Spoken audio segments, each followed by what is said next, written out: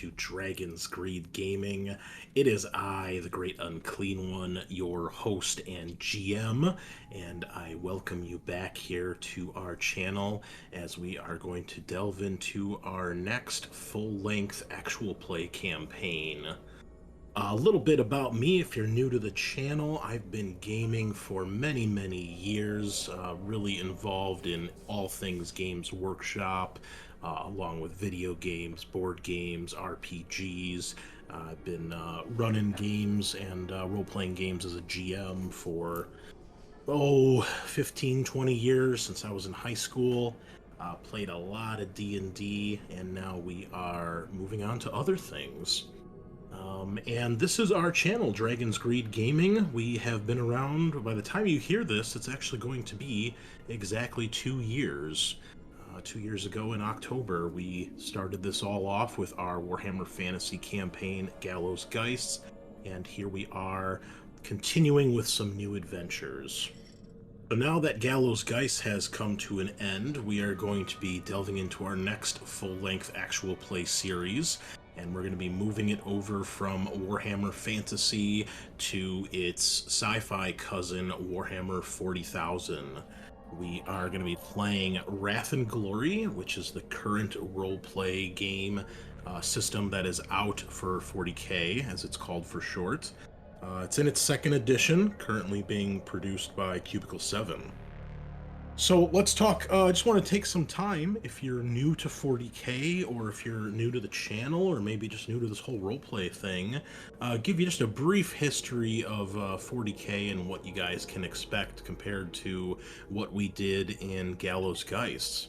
So 40K, or Warhammer 40,000 as its full title is a IP that was created by Games Workshop, the same company that created Warhammer Fantasy, and it has its origins all the way back in the late 80s when the first edition of the game was released. Warhammer 40,000 is a grim, dark setting set in the year 40,000, so it is far into the future, where humanity has expanded across the stars in an intergalactic empire known as the Imperium, has encountered all sorts of alien races, and the threat of chaos, very similar to that in Warhammer Fantasy, is ever present. The first edition of Warhammer 40,000 started off as the tabletop miniatures game. Back in 1987, the first edition was known as Rogue Trader. It was based off the rules of Warhammer Fantasy 2nd edition at the time, which for those of you that have any knowledge of that, you would know it was a bit more of a role-play miniatures game than the tactical tabletop army game that it's become. It was suitable for small skirmishes and things like that, but it started the lore and the universe of Warhammer 40,000, which at the time was basically taking a lot of the fantasy elements and putting them into space. So you had space orcs, space elves, even space dwarves in the forms of the squats, and of course humans and all things like that. But as the game was produced and developed, it gained its own identity and got more lore to kind of support the backstories. And one of those most important stories is that of the Emperor of Mankind and the Great Crusade, which led to the Horus Heresy. Originally, the Horus Heresy was just mentioned in a little blurb in the rule book, talking about a great general known as Horus of the Imperium, who turned traitor. Well, that was further developed as the years went on, and the Horus Heresy and the Emperor are the big backdrop of Warhammer 40,000. To give you a very brief history of this game, because if we went into all the details, we'd be here forever. But the things that you need to know are as follows. Humanity eventually leaves Earth in ships and begins to expand across the solar system, eventually going even further to other stars and other systems and spreading across the Milky Way galaxy. In the early years, back in our timeline and time frame, early 10,000 years and so, mankind develops rather well. Technology is developed and expanded upon, and things are looking okay. But eventually, terrible warp storms tear through the galaxy, separating a lot of humanity to the point where they can no longer reach each other. And different human civilizations on different worlds develop in their own way, becoming their own civilizations, their own societies, with their own dialects, customs, and traditions, and that sort of thing, until eventually a being of immense psychic power, known only as the Emperor of Mankind, emerges. Now, it's hinted that the Emperor has pretty much been with humanity all along, trying to guide us from the background throughout all of human history, but eventually he makes his presence known.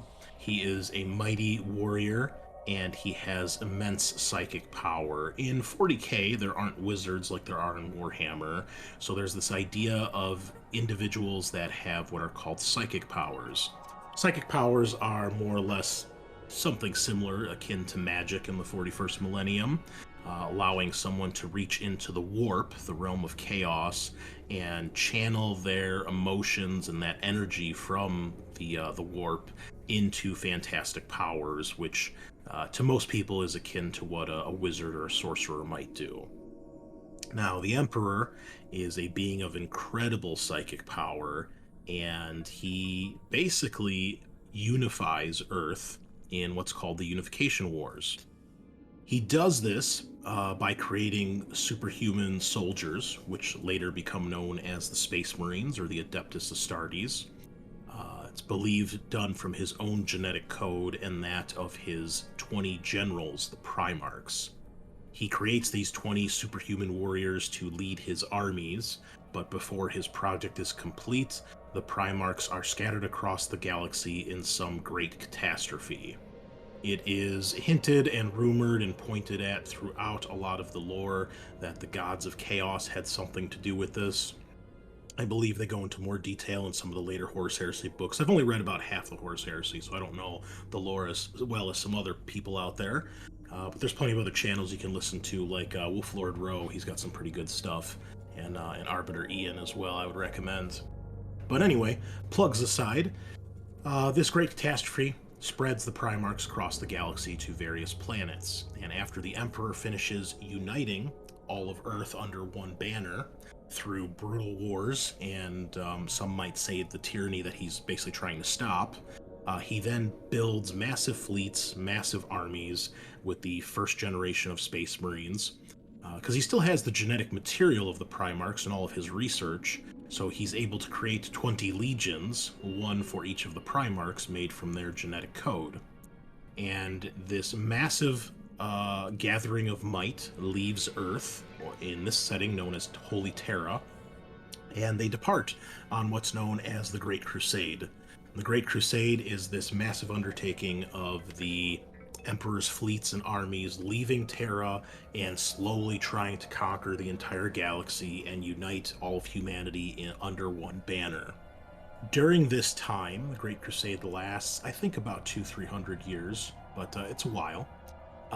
During this time, the Emperor slowly uncovers and finds all of the Primarchs scattered on various planets where they have, for the most part, grown to become people of immense power or leaders in most cases, or, because of their superhuman abilities, people realize that these are someone special.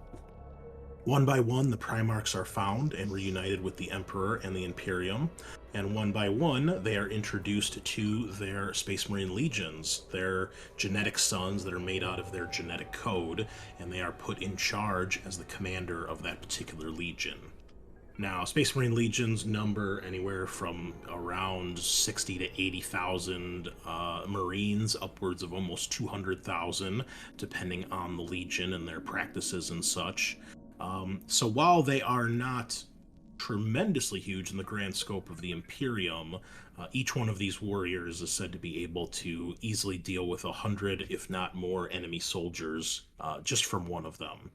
So, with their great weapons and armor, and now slowly being reunited with their gene fathers, the Great Crusade picks up speed, and they begin to conquer planets at a great rate. And this culminates in a great battle where an Ork warlord is slain by the Emperor, and it brings to a close a big campaign that had been going on. At this point, the Emperor promotes the first Primarch that he found, Horus Lupercal, to the position of War Master, putting him in charge of the Great Crusade while the Emperor returns to Terra for some unknown project. And this is where the seeds of the heresy really begin.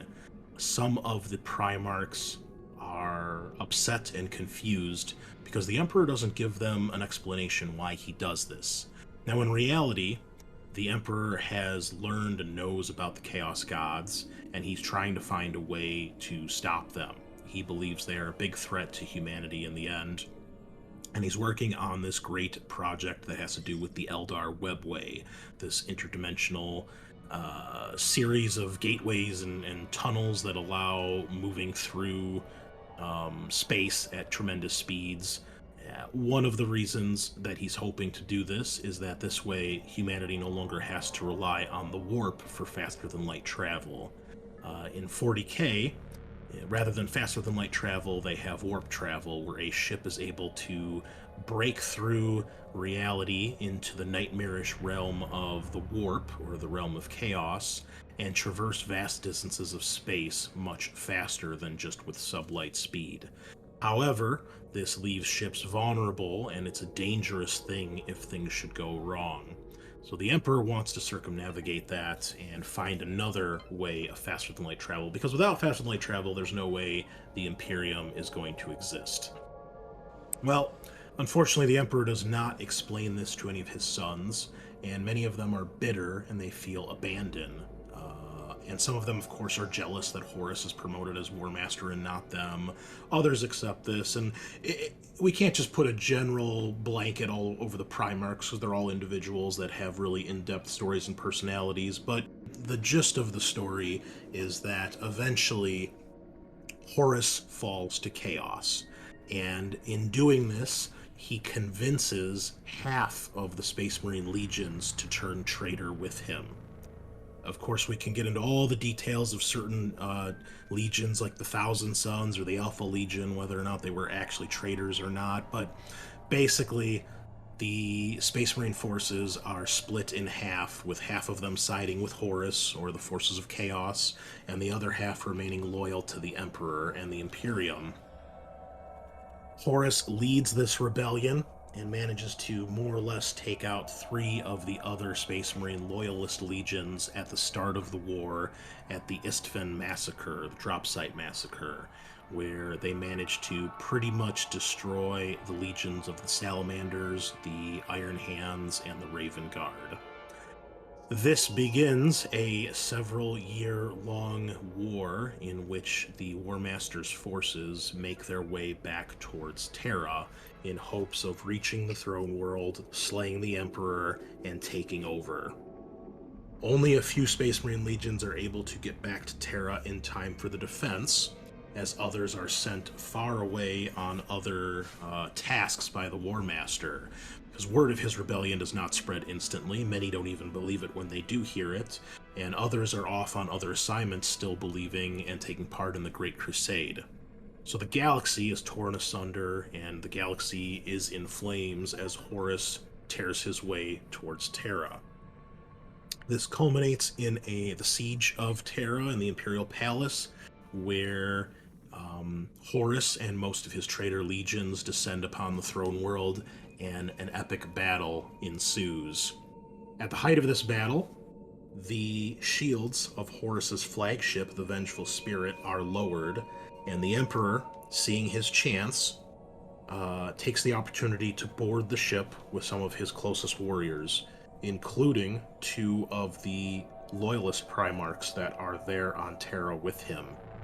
Unfortunately, the teleport into Horus's ship does not go as planned, and the Emperor and his boarding party are scattered throughout the ship, now a nightmarish version of what it once was. Sanguinius, the Primarch of the Blood Angels, encounters Horus first and battles him in single combat. Unfortunately, the angel is slain by his former brother, and his death has drastic reverberations throughout his legion, the Blood Angels. Eventually, the Emperor comes across this and sees Horus standing over Sanguinius's broken body, and the two have an epic battle. The Emperor is holding back, really not wishing that he has to slay his son, hoping that he can still be saved and brought back to the light, but it becomes obvious that Horus has turned and fallen completely to the Chaos Gods. And so, the Emperor is able to best Horus, but not before he is grievously wounded, and Rogel Dorn, the other Primarch that is on board, finds the shattered remains of the Emperor and manages to get off the ship. As the news of Horus's death spreads through the traitor forces, they turn tail and flee from Terra. The day is won, but at a terrible cost, as the Emperor is broken and dying. At this point, the powers that be make the decision to enthrone him on the Golden Throne, a device that he was working on and using for his Webway project. And what this does is it's kind of like a crazy, old, massive life support system, making sure the Emperor doesn't truly die, but not really keeping him alive in the traditional sense.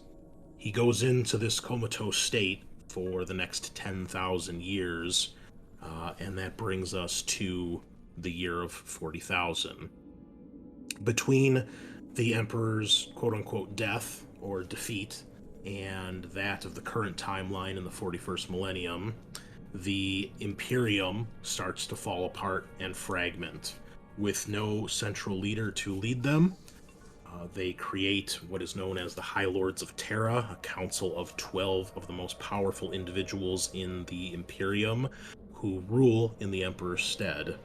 And of course, as you can probably imagine, not all of them make decisions that the Emperor would be proud of.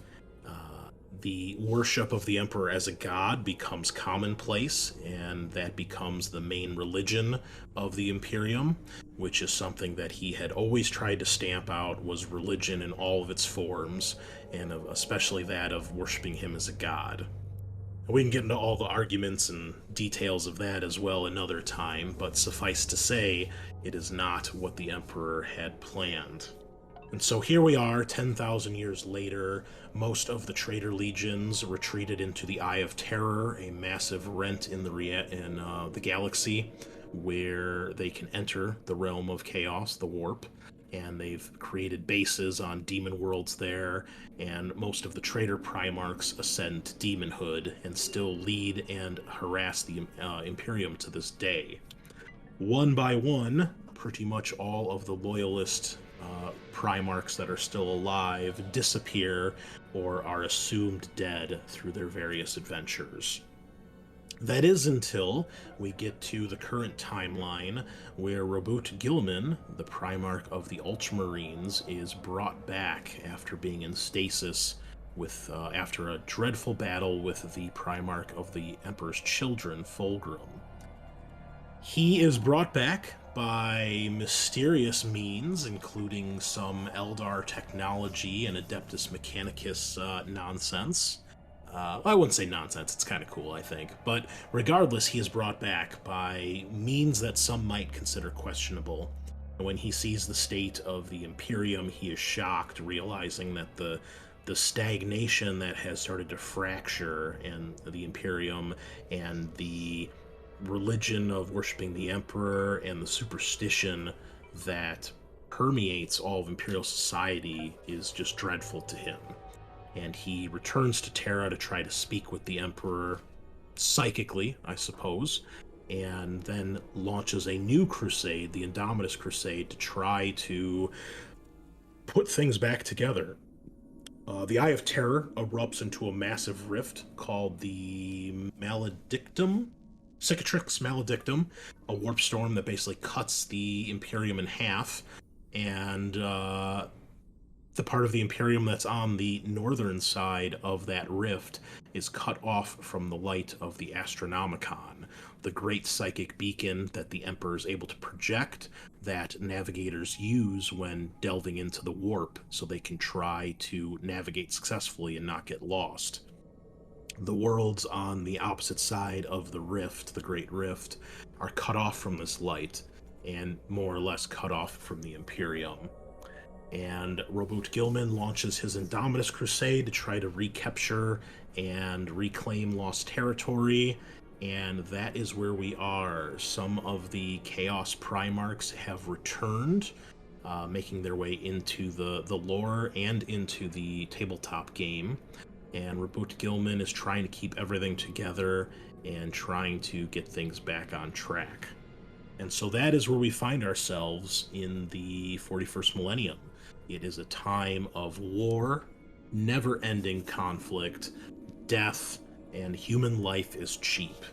The Imperium consists of trillions and trillions of humans. It is said the Imperium consists of around 1 million separate worlds or planets, each of them home to billions of Imperial citizens. And so manpower is one of the Imperium's greatest assets, and the grind of war sees millions and millions dead every day. With the Imperium fractured and falling to pieces, it falls to various institutions of the Imperium to try to keep it together. You still, of course, have the Adeptus Astartes, the Space Marines. They're kind of the poster boys of 40k, especially the Ultramarines. And they've been broken into smaller units called chapters now rather than legions, in hopes that a Horus Heresy will never happen again.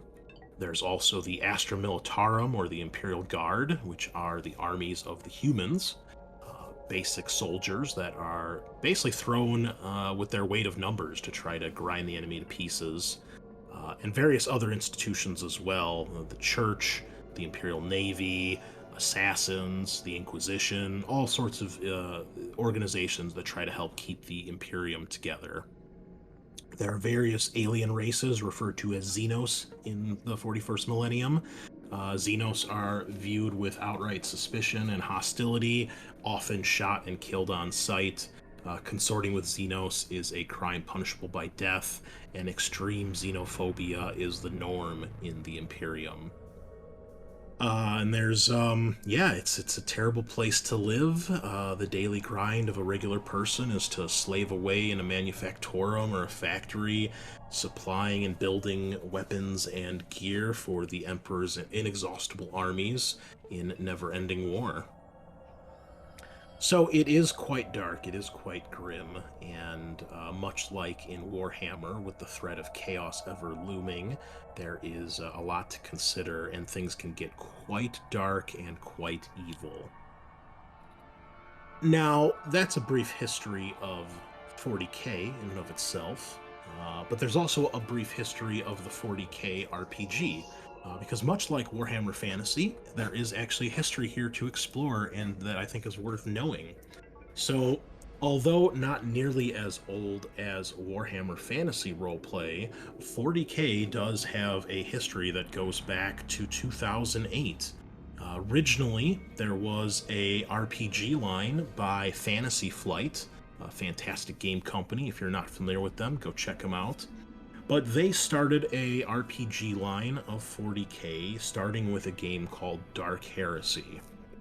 They eventually released 4 other RPG lines that were all part of this one big game line. They all used the same rules, which was that of a D100 system, just like Warhammer, but each of the new books that came out focused on a different type of play. So Dark Heresy began where you play as the warband of an Inquisitor. Inquisitors are very similar to witch hunters in Warhammer.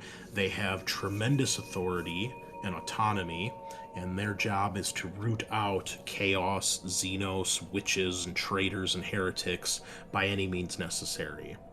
And Inquisitors often have a warband to help them do this, their right hands and their little cohort or retinue of agents that are all specialized in various things. So in Dark Heresy, you play as a group of these henchmen, and you are following the orders of your Inquisitor to, battle horrible things and try to save the day. The second book that was released was called Rogue Trader, and this focuses on the aforementioned rogue traders of the 41st Millennium. Rogue traders also have a good amount of autonomy. They are more or less spaceship captains that are granted a thing called the Warrant of Trade, which is a document that allows them to explore the galaxy at their will, and their main job is to try to push the boundaries of the Imperium by venturing out into the unknown, claiming new worlds and systems in the name of the Imperium, claiming resources for them and finding untold riches, and perhaps even uncovering archaeotech and long-lost technology. In this game, you play as a rogue trader and his main crew on the ship. The game has a lot of cool starship rules where you get to build and customize your own vessel. Spaceship battles are a big, cool thing.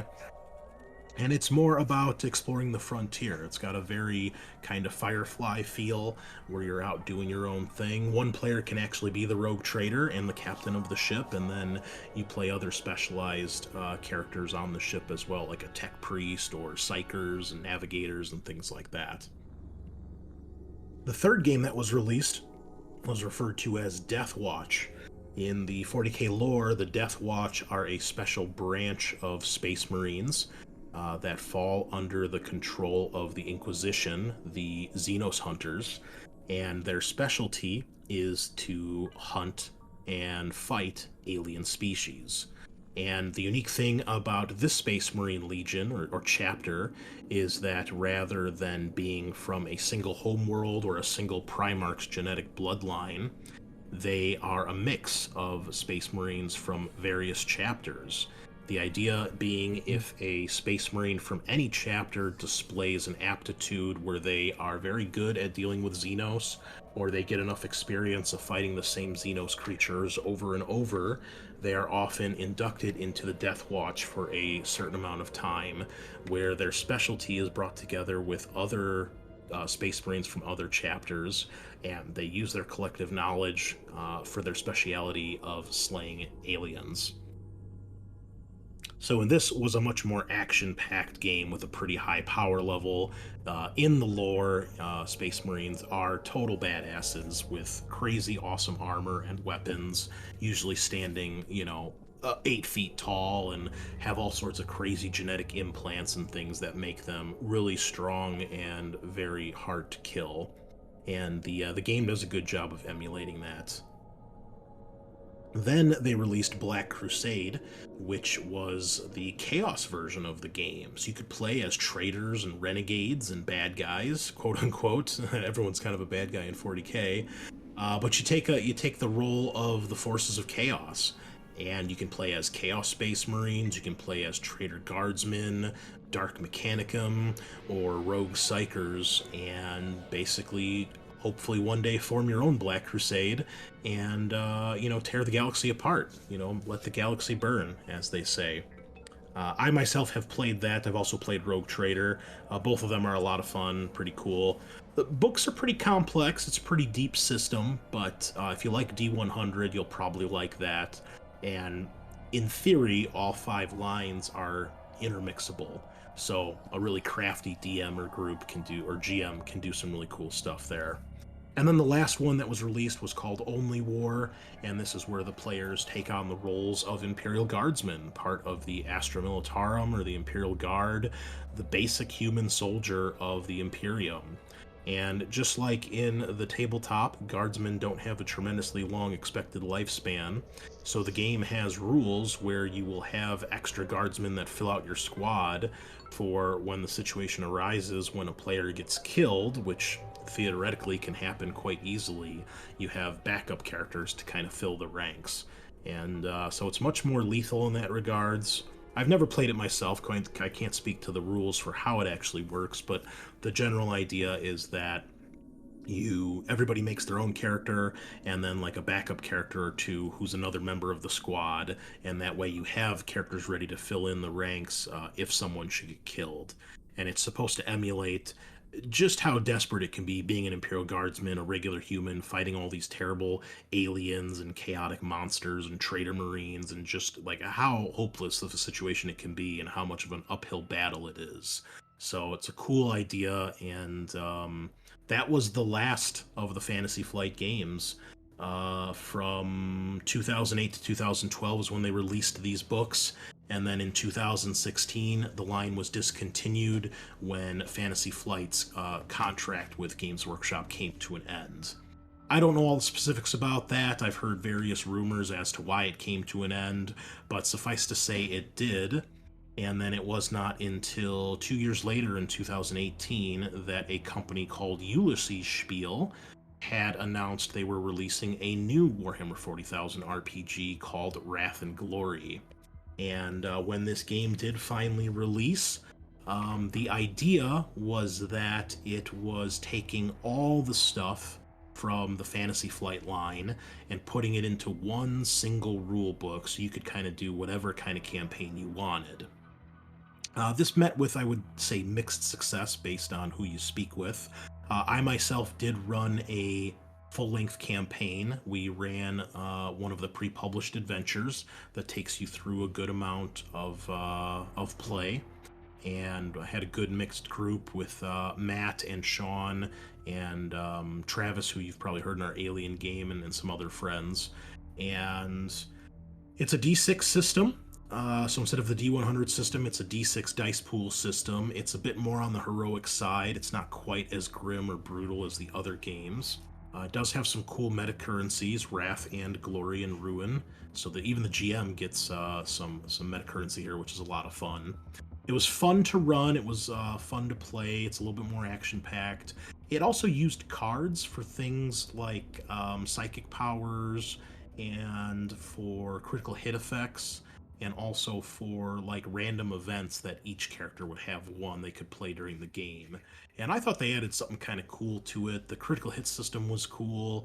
You could increase the severity based on how you rolled. And, it was an alright system, but it was plagued with errors and contradictions in the rules. You'll hear us joke a lot about the jumping rules. They were totally fucked up. Basic example here, Matt was playing an Ogryn, and of course Ogrins are your big ogre characters who have really high strength. Well, the jumping rules were based off of strength in that edition. So the stronger you were, the further and higher you could jump. And it was at the point in the rules, because Matt just stacked strength with that character. He wanted to be the big, dumb, strong, tough guy. Just smash anything in close combat. Well, his strength was so high that rules as written, he could jump further than if he did a full-out sprint. And we started to joke that he was like the Incredible Hulk, just jumping from place to place. I mean, his vertical was dozens of meters high, just absolutely ridiculous, completely unbelievable stuff. And he also had leg implants on his character that allowed him to have a higher movement value, because ogres had a slower movement than other characters in that game. So he could still move as fast as a normal character, and he was still better off technically jumping if we went completely by the rules. Rules for blast weapons were really wonky as well, and a few other things. So it was an okay system, but I wouldn't say it was great. I mean, we played it, we had fun. But yeah, that eventually came to an end, and it was only 2 years later where Ulysses Spiel announced they were no longer going to be producing the game, and at this point, 4th edition Warhammer had been released by Cubicle 7. There was a lot of hype, it was doing well, and apparently Cubicle 7 earned Games Workshop's trust because they were given the license to Wrath and Glory. So it was announced there was going to be an updated, revised edition of the game coming out, which eventually released in 2020. And rather than reinvent the wheel, Cubicle 7 went about trying to fix and patch up the game a little bit and continue the system that was already in place. I think they've done this to a pretty good success considering what they were given to work with. If you've played the first edition of the game, the second edition of the game, or the revised edition, is very, very similar. The basic mechanics of pretty much everything is more or less the same. You assemble a dice pool of d6s based on your skill and your attribute rating, and you're looking to roll 4s, 5s, and 6s, with a 4 and 5 counting as one icon or one success, and a 6 counting as an exalted icon, which is 2 successes. And depending on what you're trying to do, you generally need to get 3 or more successes on a test to pass whatever you're attempting to do. And if you have extra 6s, you can shift that to do extra damage or get better effects on your dice rolls or your skill checks. And one of your dice is a separate colored dice called a wrath die. And if that ever rolls a 6, you get a critical. If it rolls a 1, it's a complication, just like a critical fumble. And more of that, more or less, that's all the same. All the card stuff is gone, although the way critical hits work are very similar. Same thing with psychic powers, that didn't change a tremendous amount. You still can do like unfettered and fettered, where you control your powers at different levels for different types of effects and different degrees of danger. It still uses the tier system, so in this game, when you decide to play, you and your group decide what tier of play you want the game to be at. Tiers generally 1 through 4, 1 through 5, with each tier being kind of a different power level of the game. A tier 1 being really low key, and tier 4 and 5 being epic, heroic type things. Now, it's a cool system, the way they break that up, and again, as I said, you have the ability to play any type of campaign you want it. So if you're a fan of Rogue Trader or a fan of Black Crusade, in theory, this system is supposed to be a Swiss Army knife to perform that and accomplish that. I would say there's mixed success to this, in my opinion. The reason being is that different careers or classes are placed at different tier levels. And so if you are playing, let's say, a tier 2 campaign, you can only play characters that are tier 1 and 2. Basically, you start with 100 experience per tier. So if you're a tier 2 character, you have 200 experience to start with to assign your stats and your skills and purchase some talents. If you decide, well, I want to play a Rogue Trader, they're a tier 2 character, okay, you're fine. You follow the normal rules for character creation, you're good to go. You decide, well, I want to play an Imperial Guardsman who's tier 1, there's rules to ascend that character to the corresponding power level, and because you get the extra experience there, you're at the same XP level as the rest of the party. And in this edition, I can tell you, Ascension is far better and more fleshed out. Unlike in the first edition of the game, there was only like 2 Ascension packages, which was either become a Psyker or keep doing what you're doing. Now, there's like 5 or 6 Ascension packages at least. There might be more in other books. I don't have everything like I do here with Warhammer. But you can expand, and it gives your character a bit of a fluff story point as to how they got to where they are, and then certain things of your character will increase to represent what they've gone through. And that can happen during play as well. If the group accumulates enough experience, you can all collectively agree to move up to another tier. However, if you want to play something and you had your heart set on a character that is a higher tier, of course, the big example here is Space Marines, because let's face it, a lot of people like Space Marines. I'm not crazy about them, but I get it. They're the poster boys, so a lot of people like them. Well, a Space Marine is tier 3, and if your group has decided, or your GM has decided you're playing a tier 2 game, you're not playing a Space Marine. You play a Scout, they're tier 2, but a full-on Space Marine, you can't do it.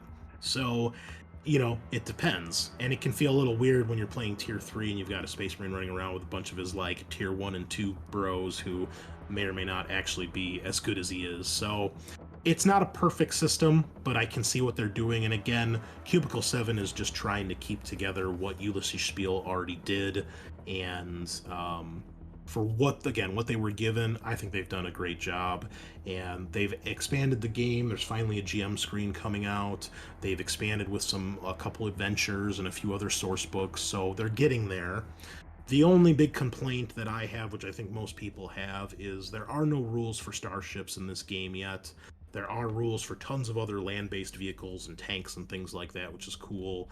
But starships, when you've got rogue traders, they just go hand in hand.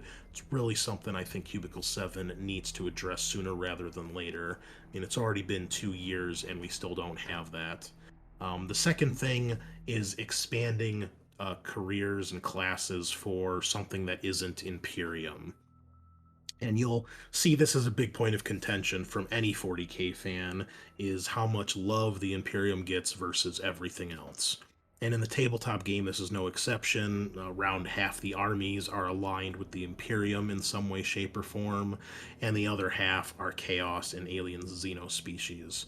So, for a game that totes itself at being able to play any of the old styles that Fantasy Flight had, well, if you really wanted to play Black Crusade, for example, you're going to have a hard time doing that because there's only a couple classes for Chaos characters.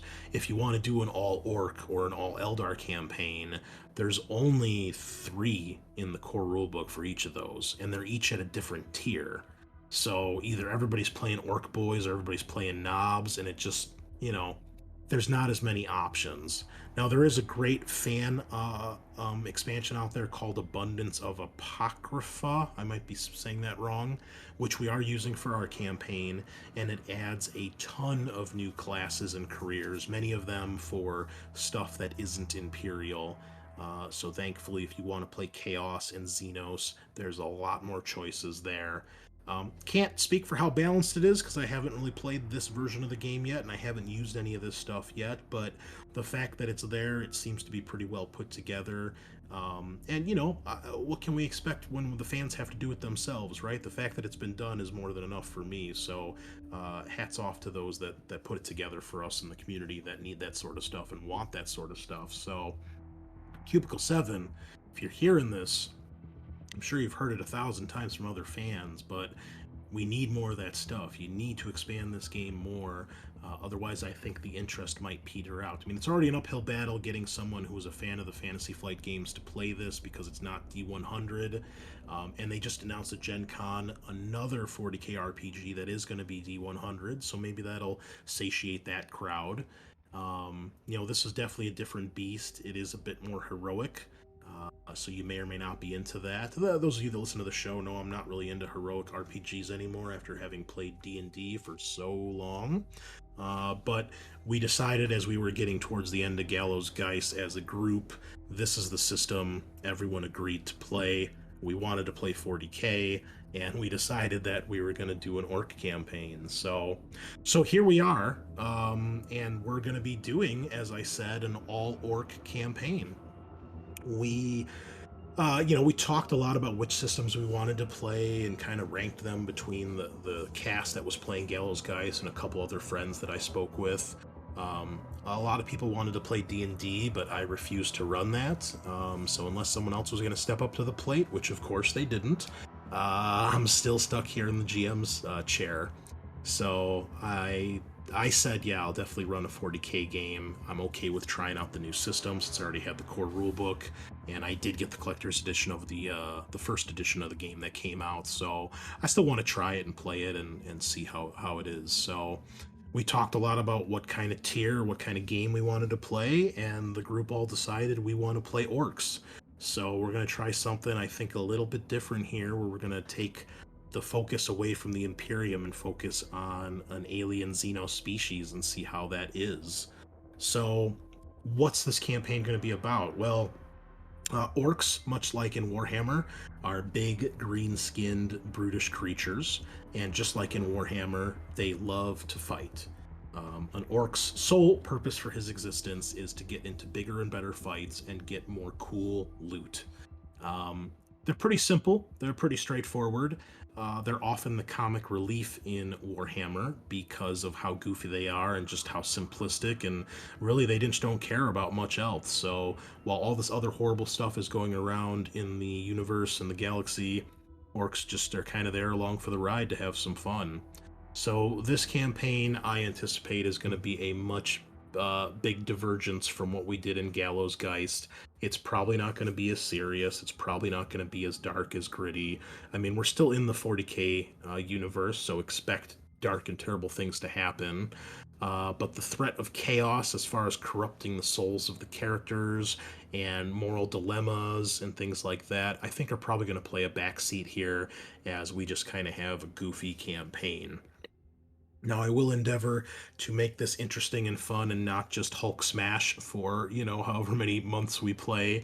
But we'll see. I've never tried anything like this, so it'll be a test of my skills and also a test of what my players throw at me. So, but nonetheless, I think it's going to be a blast. It's going to be fun, and it'll be something different. And maybe it'll be a little inspiration for other GMs out there that want to do something different with Wrath and Glory, and we can see how successful we can make that.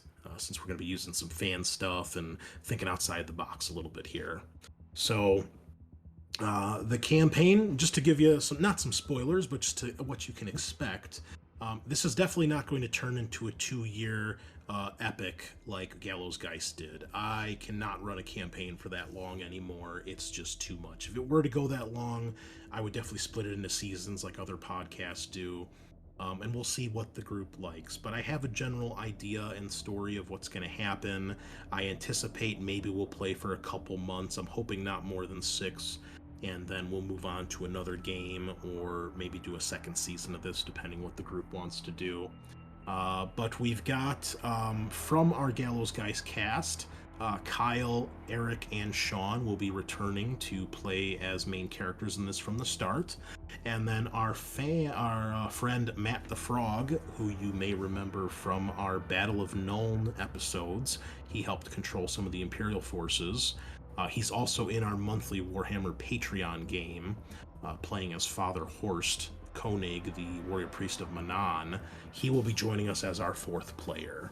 Unfortunately, Will, Brian, Tyler, and Matt will not be joining us. Matt needed a break from constant gaming, which I get. We played for a long time, and he was there for Gallows Geist for the entire 2 years right from the start.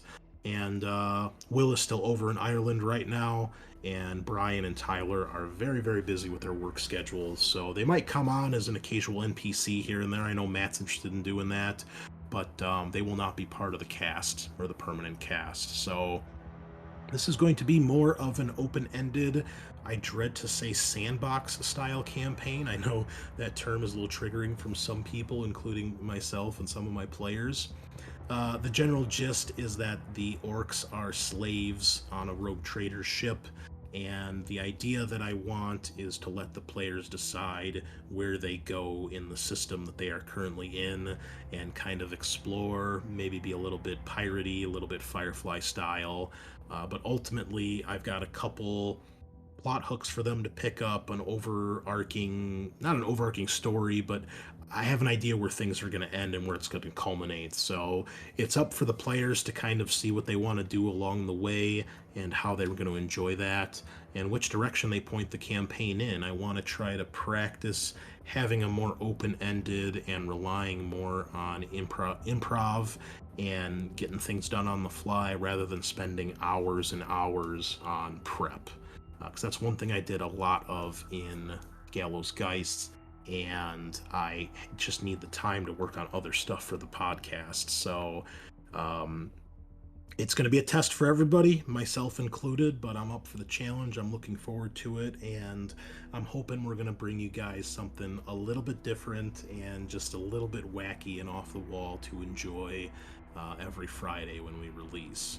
So if you're hearing this now, this is, our first kind of episode to get your teeth wet and get you excited.